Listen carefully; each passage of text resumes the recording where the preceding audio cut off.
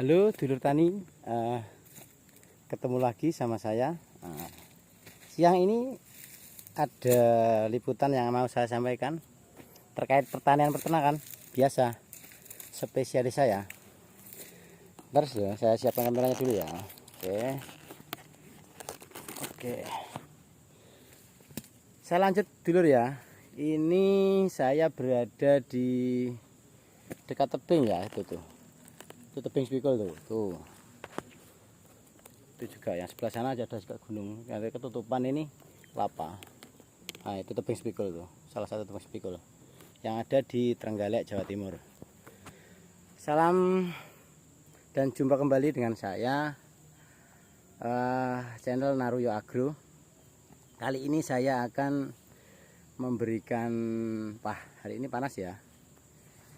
Cocok dengan lokasinya, ini daerah pegunungan kapur dekat tebing spikul, jadi agak panas. Ini sekitar jam 10:04, hampir setengah 11. Kali ini walaupun panas, saya akan sampaikan sedikit pengalaman mengenai lahan dan perlakuannya, utamanya yang lahan kritis ya. Lahan kritis yang ada di pegunungan kapur, jadi harus ada perlakuan khusus untuk lahannya biar bisa ditanami dengan tanaman yang bagus, cocok, dan juga tahan lama, dan nanti akan juga meningkatkan kesuburannya. Kita lanjutkan kawan ya. Untuk pegunungan yang seperti, kalau yang dekat tebing spikul itu subur, cuman ini di pegunungan kapur, bukit-bukit ini gersang sekali ya. Ini kalau kemarau yang hidup cuman rumput-rumput liar kayak itu tuh. Rumput-rumput liar gitu itu batu-batunya kapur banyak itu berserakan. Apa itu? Batunya itu, tanahnya itu tipis banget. Jadi gampang kering. Jadi kalau misal kemarau sebulan aja ini udah gak kering. Jadi gini kawan ya. Berdasarkan pengalaman saya, dulu di lahan saya itu yang pegunungan kapur, waktu sebelum diolah itu paling yang tumbuh itu ilalang setinggi setengah meter lah, kering. Terus orang Jawa bilang kerak ya, kering kuning itu nggak ada, yang hijau nggak ada. Setelah dirawat, dulu yang buka lahan itu almarhum ayah saya, jadi dia itu petani tulen. Dia mainnya juga seperti orang dulu dengan bahan-bahan alami, jarang dia pakai bahan kimia. Terus karena dia sudah tua, terus juga nggak bisa melanjutkan, terpaksa saya lanjutkan. Jadi lahannya saya tanamin pakan ternak. Nah, selain pakan ternak itu kita kan ternak jangkanya jangka panjang ya. Jadi kita butuh nanti untuk sampingan, kita butuh tanaman khusus yang di pegunungan kapur yang cocok untuk skala tahunan, nanti bisa tahan lama. Terus perlakuan lahan yang gersang seperti pegunungan kapur itu, yang pertama, berikan pupuk, tetap pupuk organik, karena kita backgroundnya organik ya. Kita bukannya anti kimia, tapi kita lebih mengutamakan organik karena terbukti dengan pemberian pupuk organik, pupuk kandang, atau juga sisa-sisa pakan ternak atau limbah pertanian, itu akan meningkatkan kesuburan. Apa buktinya meningkat kesuburan? Dulu pernah sebelumnya saya kasih kimia dengan urea dan NPK. Iya, emang waktu hujan bagus, pertumbuhan cepat, kayak kelapa itu cepat. Tapi setelah masuk musim kemarau, itu pelepahnya ambles semua ya, kayak layu. Terus orang Jawa bilang sengkleh ya, pokoknya turun. Terus sampai itu batang atasnya itu patah karena kemarau yang ekstrim, jadi patah. Tapi setelah kejadian itu saya beralih ke pupuk organik, pupuk kandang, dan juga sisa-sisa pakan ternak ataupun limbah pertanian lainnya saya kasihkan buat kompos. Terbukti kawan, dengan pemberian pupuk kandang paling setahun itu saya pakai paling 3-4 kali ya. pengaplikasiannya biasa seperti yang sebutkan kemarin yang di video-video sebelumnya, bahwa pupuk kandang lebih bagus diberikan pada awal musim hujan dan akhir musim penghujan. Jangan memberikan pupuk kandang ke lahan saat musim hujan di tengah hujan, maksudnya hujan lebat. Jadi tanah itu kondisinya tertutup, tidak ada rongga di dalam, jadi sari-sari pupuk itu nggak bisa meresap ke dalam. Ataupun kalau terpaksa awal musim penghujan, awal dan akhir musim penghujan itu waktu kita terbatas, mendingan daripada memberikan aplikasi pupuk kandang waktu musim hujan, mendingan musim kemarau ditabur. Nggak apa-apa, nggak kena air nggak masalah. Nggak masalah, nanti setelah kena air hujan itu rimbunnya bukan main. Dan terbukti kawan, kayak tanaman yang perkebunan seperti kelapa, itu dengan diberikan pupuk kandang, pelepasnya itu tahan, nggak, tetap kuat. Kenapa? Setelah saya ya cari-cari literasi ataupun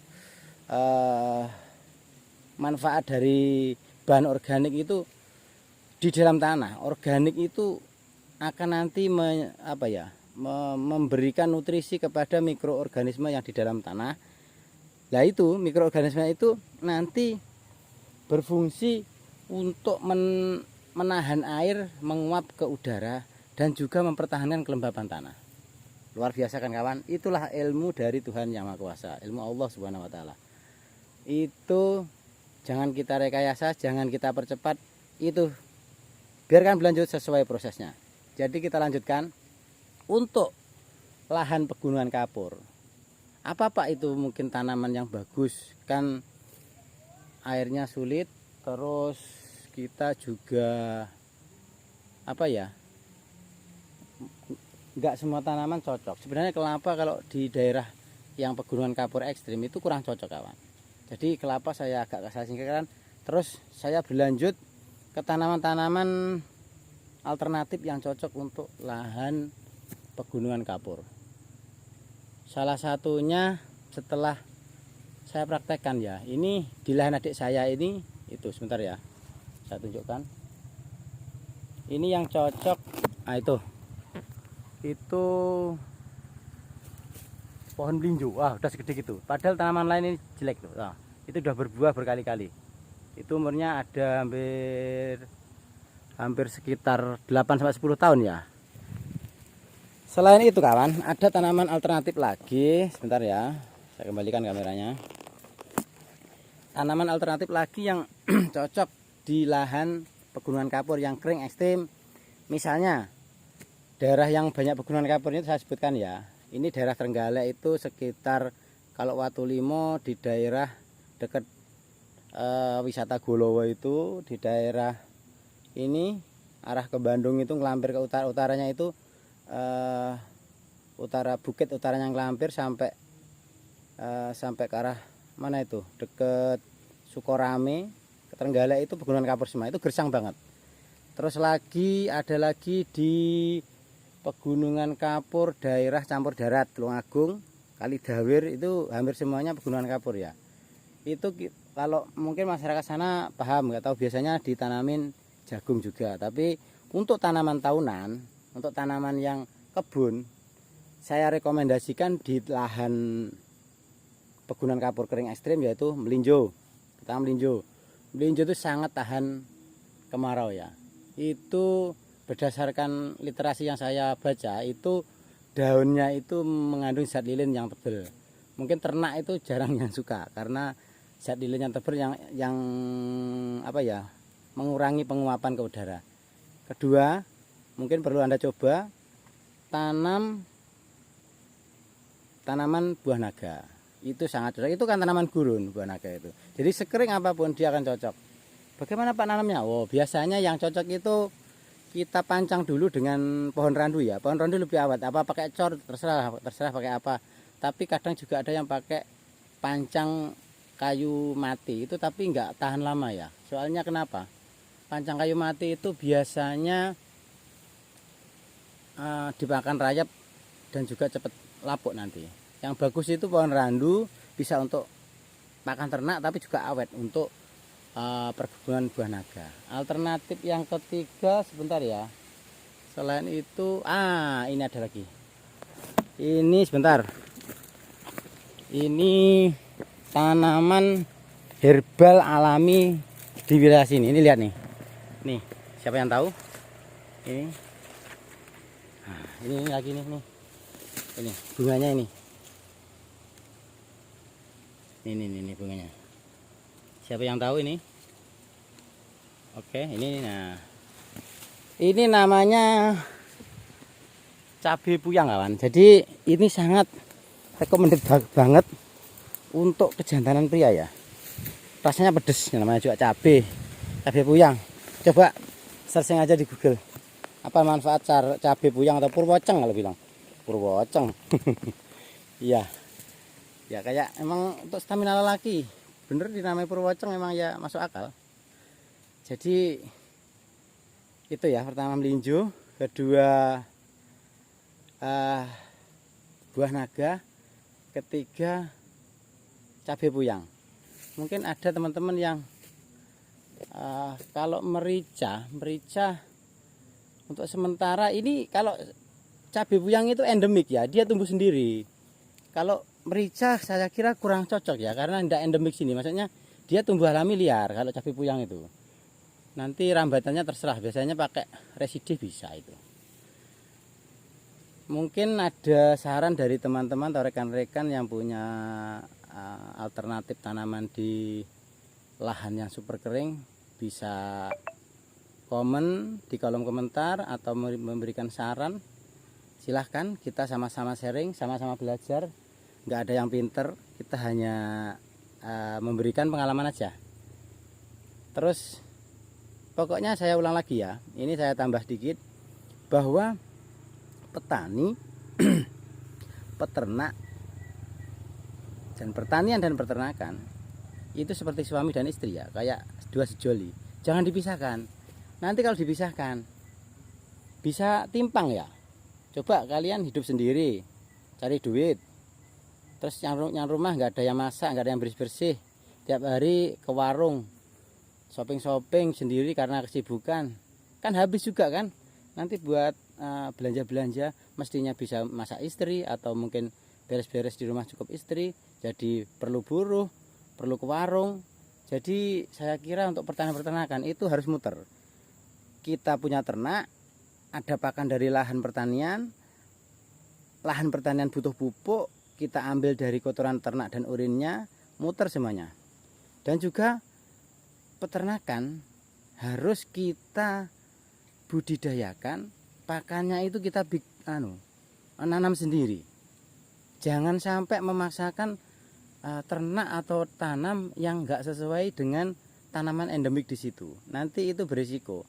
Jadi tanamlah yang mudah dan murah saja, yang masyarakat sekitar tahu, masyarakat lokal mau. Enggak usah yang macam-macam dan neko-neko lah.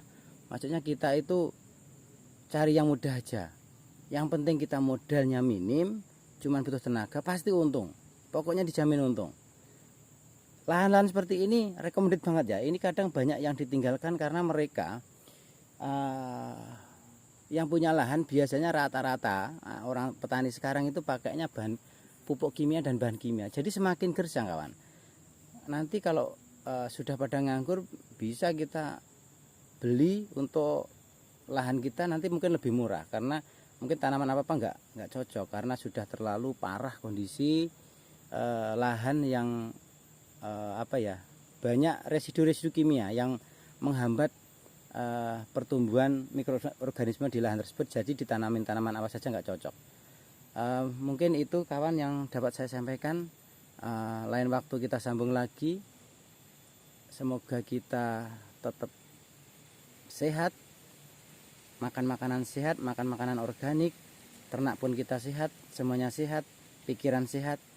Kita jadi petani-petani mandiri, berjaya membantu pemerintah dalam program ketahanan pangan dan mengurangi subsidi pupuk dan subsidi-subsidi lainnya, karena kita bisa mandiri sendiri.